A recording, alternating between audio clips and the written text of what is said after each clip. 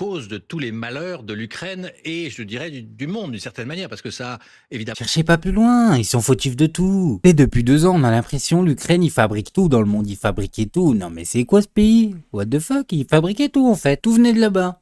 L'électricité elle monte? Bah oui les gars, il y a la guerre en Ukraine. Mais c'est quoi le rapport? On n'est pas les meilleurs producteurs du monde nous en électricité à la base? Bonjour à tous, j'espère que vous allez bien. Bon alors aujourd'hui on va voir ensemble le porte-parole de Poutine, ou plutôt le porte-parole de la Russie. Mais je l'appelle le porte-parole de Poutine parce que ça rentre mieux sur la miniature. Et si BFM ils l'ont fait, j'ai le droit de le faire, c'est bon les gars. Bref, on va voir ensemble le porte-parole de Poutine donc. Nous mettre en garde les amis. Et nous mettre en garde contre quoi? Contre les paroles de Macron. Envoyer des troupes en Ukraine, c'est une folie. Mais avant toute chose les amis, n'oubliez pas de liker cette vidéo, c'est super important pour le référencement. Bon, on se regarde ça ensemble et on réagit. Ça ne fait que prouver les propos évoqués déjà par le président français, comme quoi il n'y a pas de tabou dans cette histoire. Donc, encore un tabou brisé, mais un tabou assez dangereux quand même, parce que la présence des troupes occidentales sur le terrain en Ukraine augmente énormément les risques de la confrontation, d'un clash direct entre l'armée russe et les armées des pays de l'OTAN, et ce qui peut aboutir à un moment donné à la Troisième Guerre mondiale. Donc là, il faut quand même... Oh là là, c'est très clair les amis, hein. C'est très clair. On a là le porte-parole russe qui nous dit attention, on glisse vers la troisième, faites attention. Et tout le monde le voit, les politiques ils l'ont tous dit, on glisse vers la troisième. Donc là va falloir se calmer, va falloir appuyer sur le frein. S'en rendre compte. Donc vous y croyez aux propos d'Emmanuel Macron? Vous croyez la France capable d'envoyer des troupes au sol en Ukraine?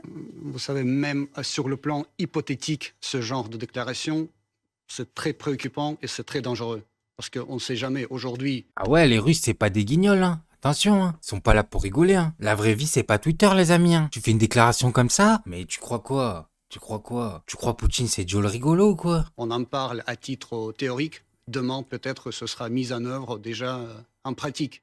Donc là, si vous... À la traduction, on travaille dessus. Vous annoncez un truc, nous on travaille dessus. Là, vous pouvez être sûr que les Russes, ils ont un plan, mais depuis longtemps, même avant qu'il annonce ça. Hein. Si les Français font ça, nous on fait ça. Vous pensez quoi, les amis? À chaque fois, on a cru les surprendre, les Russes, on les a jamais surpris. Mais on les surprend pas, ces gens-là. Pourquoi? Parce qu'ils ont 2 coups d'avance sur nous, toujours. On a cru on allait faire des sanctions. À la fin, c'est nous, on était punis. Là, en Russie, ils sont tranquilles. Pendant que nous, les Français, l'inflation, elle est en train de nous flinguer. En fait, on essaye de les attaquer. On les attaque avec un boomerang. À chaque fois qu'on lance un truc en direction de la Russie, on se le reprend dans la gueule, les gars. C'est pas possible. Va falloir réfléchir.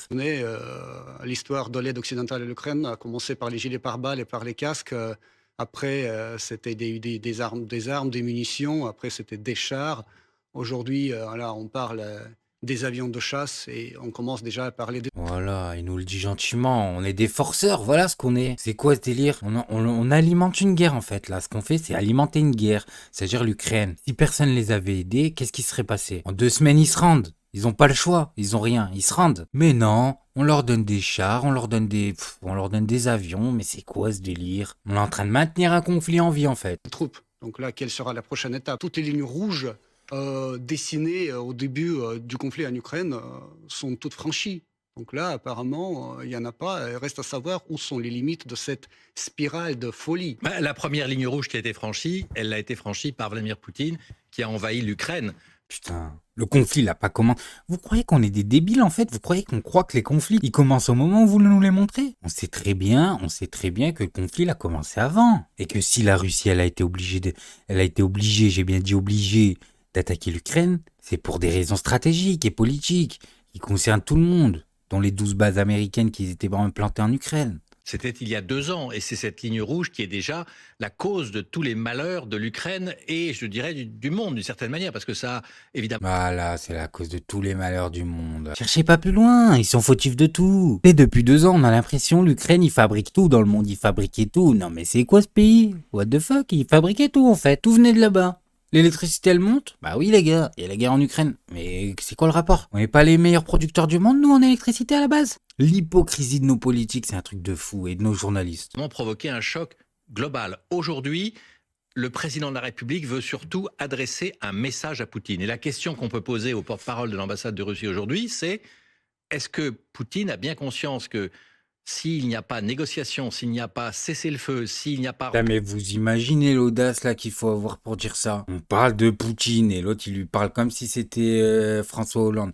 Non, non, on parle pas des mêmes personnes là. Fais bien attention. Oh, il appuie sur un bouton, ça part en couille. retrait des troupes russes pour que l'Ukraine retrouve sa souveraineté et ses frontières de 1991, accepté par... En plus, ils vont nous faire glisser dans une guerre où nous, on n'aura pas le choix, on sera bloqué et eux, ils vont se barrer. On le sait tous, on l'a toujours su. Quand on les regarde, ça se voit, ils vont se barrer. Autant, là, je regarde celui de gauche, je me dis, lui, si son pays l'appelle, il va se battre. Autant celui de droite, j'ai bien compris où il va aller, il va se barrer direct. C'est le genre de personne qui disparaît 2 semaines avant la guerre, ça se voit, ça se voit. la Russie, eh bien, il y a effectivement un danger de voir un plus grand engagement des Occidentaux. Est-ce que le signal envoyé au Kremlin a été reçu? Bien sûr, cette déclaration constitue un élément nouveau dans le discours du président français, mais pas trop nouveau, car en principe, les militaires occidentaux sont déjà présents sur le terrain depuis Il a même pas peur. Voilà, voilà. En vrai, ça les fait, ça leur en touche une sans faire bouger l'autre. très longtemps, sous différentes formes, en tant que spécialiste militaire, conseiller militaire, service de renseignement, et les mercenaires, bien sûr. Oh, et les mercenaires, bien sûr. Ils sont trop lucides, ils savent tout, ils savent tout. Je vous ai dit, ils ont 2 coups d'avance sur nous, et c'est ça le problème, les gars. Si on veut s'affronter avec des gens comme ça, même si on veut s'asseoir à leur table, il va falloir changer la personne qui joue pour nous, les gars. C'est simple. La personne qui bouge nos pions, elle est pas bonne. Elle fait n'importe quoi. Là, on va droit dans le mur. Bref, moi, je voulais juste vous montrer ça. Maintenant, faites-vous votre avis tout seul. Faites attention à vous. Faites attention à ce que vous regardez. Likez, abonnez-vous. Et n'oubliez pas le petit com qui fait plaisir. Et tout gris et tout petit, petit poney. Poney. Tu gambades dans les prés sans te soucier.